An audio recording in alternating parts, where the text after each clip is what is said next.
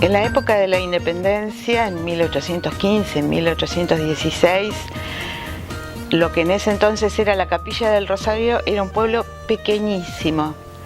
Vivían 763 personas en todo el pueblo y la distribución de la planta urbana también era mínima. Tenía 15 manzanas en total, pero esas manzanas tenían pocas casas. La manzana central, que podemos suponer que era la central, donde estaba la capilla y vivía el cura, tenía 4 casas. Y la más habitada de todas, que está muy en la periferia, tenía 9 o 10 casas. De manera que la población estaba muy desperdigada, una población bastante cosmopolita para tener en cuenta de que eran menos de 1000 personas.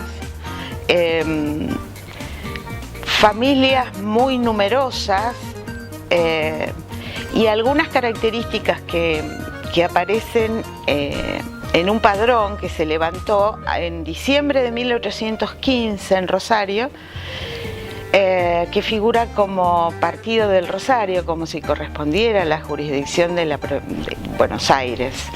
Hay muchas más mujeres que hombres, en una proporción considerable, porque es época de guerra, es épocas de guerras civiles, de movilizaciones forzadas de los varones, y una característica que uno encuentra en los vecinos es que hay muchas mujeres jefas de familia a cargo de numerosa cantidad de niños o de adolescentes.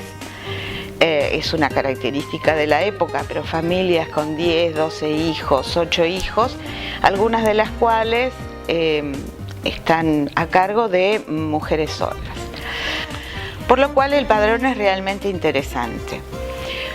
Por un lado, porque nos muestra los oficios dominantes entre los vecinos de la capilla en la época de la independencia.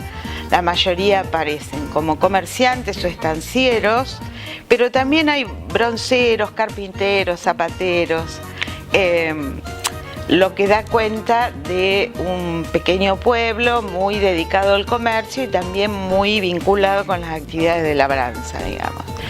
La otra cuestión que es muy notable en el padrón es la cantidad de esclavos que aparecen, y esto a pesar de que en 1813 la Asamblea había dispuesto la libertad de vientres y el fin del tráfico de esclavos.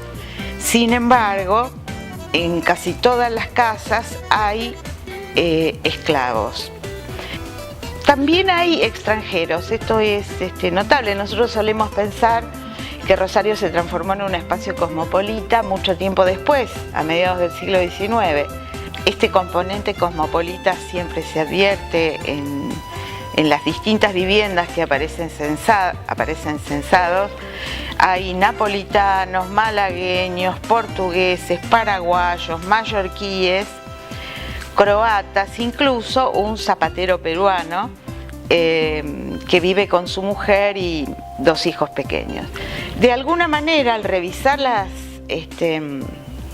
las informaciones que proporciona este padrón, que se hizo en 1815 y se presentó oficialmente en enero de 1816, uno se ve obligado a reformular algunas cuestiones que aparecen en el imaginario colectivo de la ciudad como muy veraces y que el padrón muestra que no lo eran. En primer lugar, solemos pensar que Rosario no existía antes de mediados del siglo XIX y, sin embargo, este padrón revela con detalle cuántos eran y a qué se dedicaban los habitantes de la capilla. Y la segunda cuestión es que también pensamos que Rosario se transformó en una sociedad cosmopolita con la llegada de los inmigrantes. Sin embargo, sabemos que a principios del siglo XIX había un componente de extranjeros muy notable.